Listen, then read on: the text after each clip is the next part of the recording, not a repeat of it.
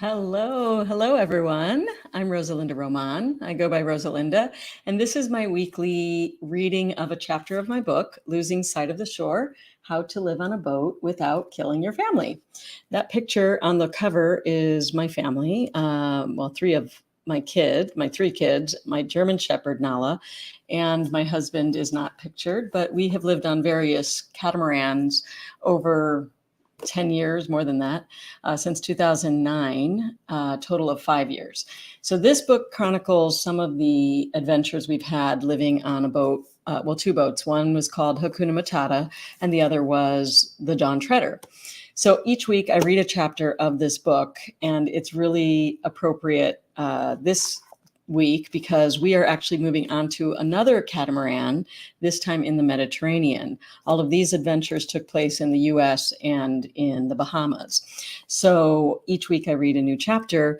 I'm actually wanted to show you where I am before I get started. Or actually, I'll show you at the end. I'm not at home. I'm not in New Mexico anymore, and I'm not on the boat yet. That's a little hint of where I am. I'll show you at the end. So for now, let's read this week's chapter, and then afterwards, if people want to ask questions, let me know, and I'll be here. Okay, so here we go. This is Losing Sight of the Shore: How to Live on a Boat Without Killing Your Family, Chapter 21, Seasickness. When we are at a party or in some other social setting and the subject of living on a boat comes up, there is usually at least one person in the crowd who gets that certain look across their face. It seems to say, "What, are you insane?" It used to baffle me as I wondered how anyone could not only not dream of living on a boat, but be utterly repulsed by the idea. But the more time I have spent on boats, the more I think I now understand what that look really means, at least in about 9 out of 10 times. If you have ever had a bad case of seasickness, you recognize it too. One painful memory of getting sick over the guardrail is enough to turn anyone a bit sea green. The thought of all that motion on the ocean is a deal breaker for a lot of people. I suppose I'm one of the lucky few that can count on one hand the number of times I've gotten seasick. Ahava and Samuel got seasick even fewer times than that. Unfortunately, that was not the case for the rest of the Dawn Treader crew and her guests. We have had visitors on the calmest of days comment aloud that if they had known the seas were going to be so rough, they would never have gone out for the day. Even when you live on a boat full time, you might not be immune to seasickness. When Miss Linda lived aboard, she and Captain Nate always wore a scopolamine patch whenever we left the dock.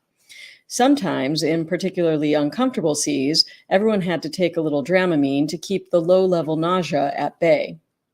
While this is favorable to getting sick over the side, there are downsides to all these options.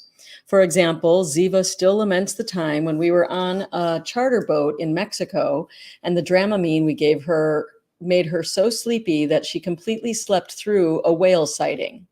At the time, it seemed like the only way for her to avoid the usual awful seasickness.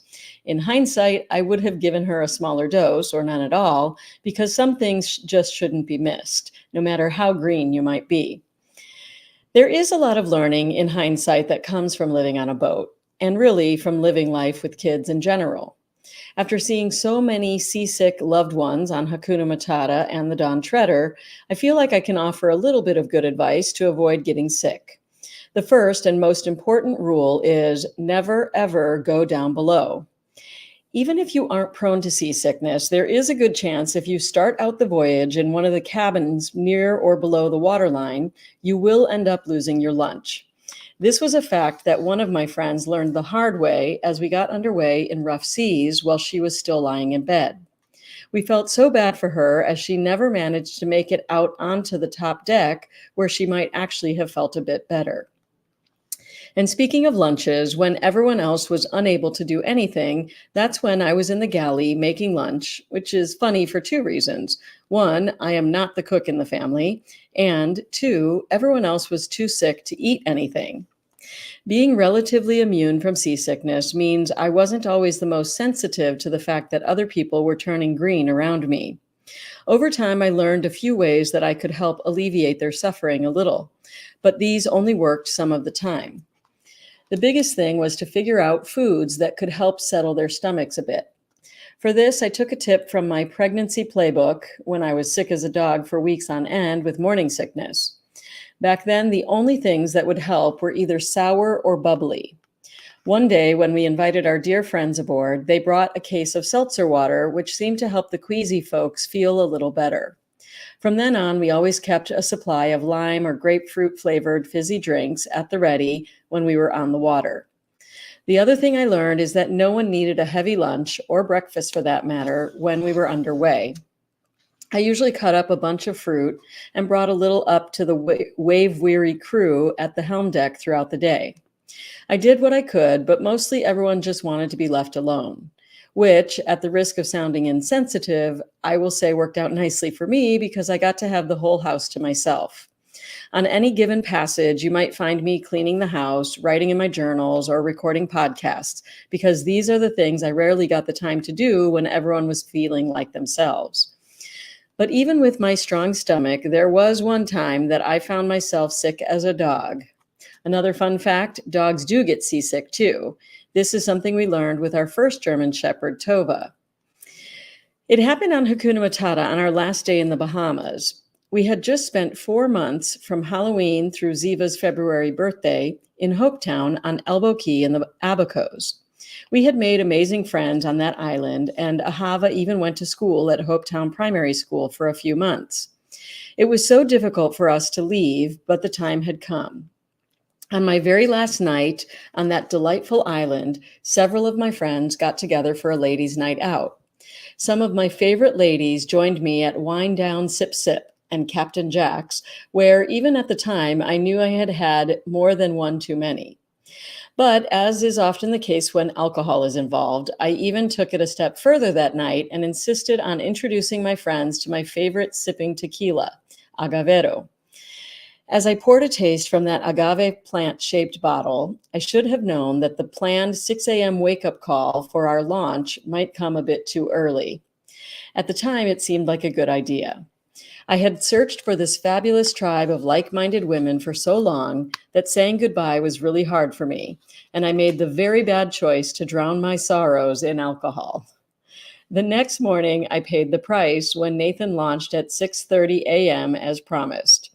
As Hakuna Matata made its way out of Hopetown Harbor and into the Sea of Abaco for the last time, the waves began to roll. Outside the protection of the harbor, we hit the wind and the waves, and I started to regret every tequila shot I had done the night before. As the day wore on, I still felt awful while we made our way back through the Abacos and across the Little Bahama Bank to prepare for the trip back to Florida. Hour after hour, we rocked back and forth, and I felt something like the cat dragged in. I felt like something the cat dragged in. As much as I blamed myself for the life choices I made the night of my going away party, I was also very surprised at just how awful I felt and how long it lasted. This must be what seasickness feels like, I thought. No wonder people just lie there and act so miserable. Little did I know that the worst was yet to come. Looking through my journal from that day, I found this entry written at 1:30 that afternoon. St. Patrick's Day, and then it's got the coordinates, left Hopetown at 6:30 a.m. yesterday morning with Don Marshall on board. After taking him to Boat Harbor Marina in Marsh Harbor to catch a flight back to Tucson, Arizona, we headed in the general direction of Great Guana Key, expecting to spend the night and continue toward Florida over several days. But reports on the cruiser's net were that the Whale Key cut was doable, so we chose to keep going since we know how dangerous that cut can be. Once safely through the Whale, it was a bit choppy and we all felt a little seasick. We chose not to stop at Green Turtle Key, Powell Key, or Spanish Key. Weather reports consistently showed our best option for crossing back to Florida was today. So, rather than risk the window closing, we chose to keep going. Last night, around midnight, we anchored for about 6 hours near the northernmost part of Great Sail Key. After getting some sleep, we continued west, following the run lines past Mangrove Key and Memory Rock into the deep blue Atlantic Ocean. We haven't had much wind for sailing, but if all things stay the same, we should reach Lake Worth Inlet by around 6 p.m. Although I didn't sound too bad in this journal entry, you can definitely tell I was looking forward to getting the Atlantic crossing behind us and setting foot back on dry land. But that line, if all things stay the same, was apparently regarded as a challenge by King Triton. Soon after I wrote that, we left the relative protection of Memory Rock and said goodbye to our beloved Bahamas. The storm that wasn't supposed to move in until the next day suddenly swept in about 12 hours early. Now, not only was I miserably seasick or hungover or both, I was also starting to worry about the safety of my family, including a 3-year-old and a 5-year-old. We had moved from just rocking to rocking, rolling, and pounding, and what is not so affectionately called confused seas. We were hitting the waves so hard that the faucets kept turning on, and we resorted to putting weights on the faucet handles to keep them in the closed position. We were trying to get to the Lake Worth Inlet so that we could enjoy the protection of the Peanut Island anchorage by nightfall. But the Gulf Stream and the storm just kept pushing against our little boat, and we were moving at a snail's pace. Already 10 hours into our planned 6-hour crossing, and we were still hours from shore. Finally, Captain Nate made an executive decision to stop fighting the current and just let it take us northward to wherever we could make landfall the fastest. That proved to be a good decision, and we made our way to Florida. Here's the boat log entry I wrote in the wee hours of the morning, once we were safely anchored and everyone else was asleep. March 18th, 2010, 3:30 a.m. What a difference a few minutes makes. After I wrote that we thought we would be in Lake Worth Inlet by 6 p.m., the wind died down and the seas picked up. We got pounded and pounded and pounded for hours. It was just awful. Our speed dropped from about 6.5 knots to 3.5 or less. We just sat in this area and took a terrible beating. It was scary for the girls and scary for us. We all felt quite battered and green. Poor Tova, the dog, kept going down to the sugar scoop, searching for some respite or escape, but there just was none to be had. In the end, we pulled into the Lake Worth Inlet around 8 o'clock or 8:30 p.m. and managed to find a decent anchorage just south of Peanut Island and the inlet. We are safe, and other than a broken wine glass that was sacrificed to the sea, we are intact.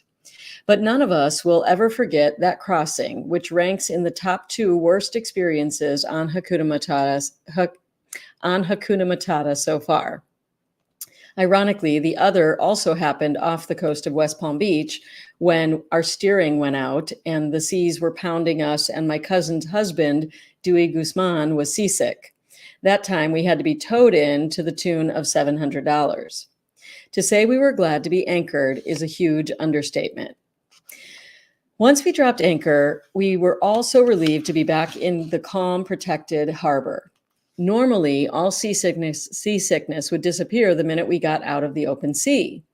That is certainly what happened with the rest of the crew, but not for me. I still felt awful long after we landed. It wasn't until the next day, after a trip to Walgreens, that I figured out why. Yes, I had been hungover. Yes, I probably had a bit of seasickness, but I probably should have recognized that old familiar feeling of morning sickness. 8 months later, despite his rocky, tequila-soaked start, we were delighted to welcome healthy baby Samuel to this crazy crew. And that is chapter 21, Seasickness of Losing Sight of the Shore, How to Live on a Boat Without Killing Your Family, even before your family is born.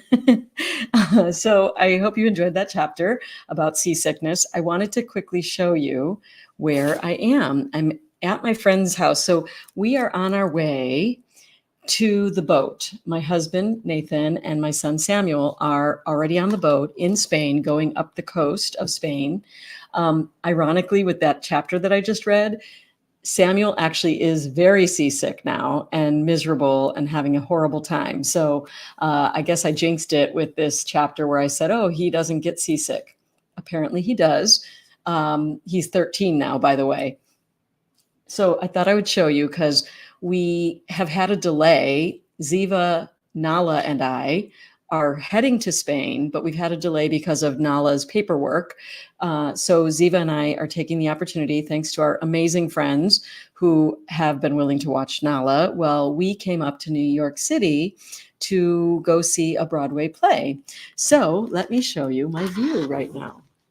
Just looking out at the Hudson River. I don't know if you can see that, but it's amazing.